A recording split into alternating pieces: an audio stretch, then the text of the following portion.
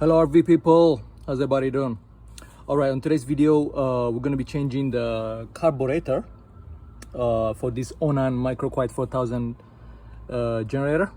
So my issue is it runs and then after like 30 minutes, 40 minutes, even an hour, it just shuts off.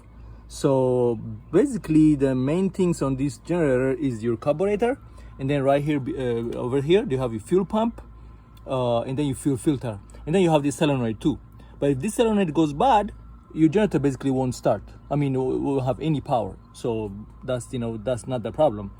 Fuel pump, but to understand if your fuel pump is bad or not, you can disconnect this hose and then put it in a bucket and then press start or stop, whichever actually stop. Yeah, you can press stop, and then if there's a consistent flow of fuel coming out of this, means your fuel pump is good. So for me, my number one suspect is the carburetor. Unfortunately, this carburetor from Onan is arm and a leg. It's like $600-700. It's ridiculous. So on Amazon you can get this one for like $40-50. Obviously the lifespan is not as long as the OEM, but I don't know, it's up to you. If you have one RV, maybe you can throw that in. And to be honest, I never replaced this. This is a 2018 model, right now it's 2026, so I never replaced this. So but since I have multiple RVs, I don't want to be spending $700. So just I ended up going with this one. But maybe if this one could last me a couple years, I'm happy. So basically that's what we do. So if you want to replace it, yeah, it's very simple. Disconnect this hose, very simple. And then as you can see, disconnect this one right here, and then there is a ground here, disconnect that. So these two wires go that, just like that's it on that. And then to access the bolt that's holding the carburetor, you have to open your fuel filter, remove the air filter, the cover, and then remove the air filter, and then you can access those two bolts that goes to here and here. One trick I found out is if you put a pry bar and then pry this, like once this is open, you can put a pry bar and then kind of pry it out. When you pry it out, this will move a little bit. That's why I never done it, but somebody told me that. Or you can just get a long put a long extension ratchet and then remove those two bolts. Once you do that, basically just comes out this way. It comes out this way, then you'll know where these wires go. There's one here and there's another one here.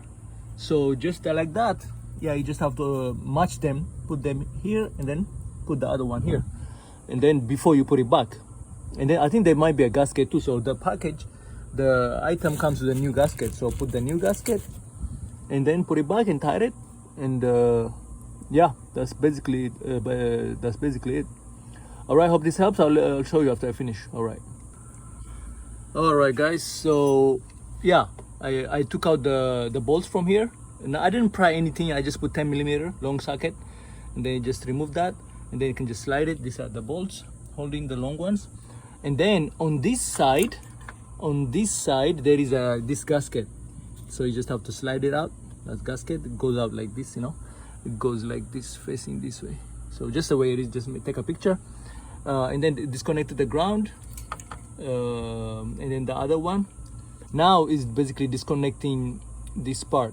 Also, when you pull it out, this kind of, you need to, this need to be flush closed, otherwise kind of, also we're gonna replace this gasket inside with a new one. Yeah, and then remove this one now. So yeah, and then we're gonna put back just the way everything is. All right everyone, so the job is done. All right, so these two bolts, you have to torque them to 80 inch-pound, those two bolts. What else? Yeah, basically it's a very simple process. Connect the hose back, connect these two sockets, and this one just put it back just the way it was. It's good to tilt it like this. Once the fuel pump, the generator, the carburetor is out, tilt it like this very well, so that you can pry this out. Sometimes it's good to use a plier to push it. With a plier you can push these things and they can easily come out if it's difficult to, you know, to bring. But it's very straightforward job. Yeah, if you need to adjust based on your altitude, you can adjust your altitude. Yeah, and we're gonna run it. Hopefully this fix the issue. All right guys, take care.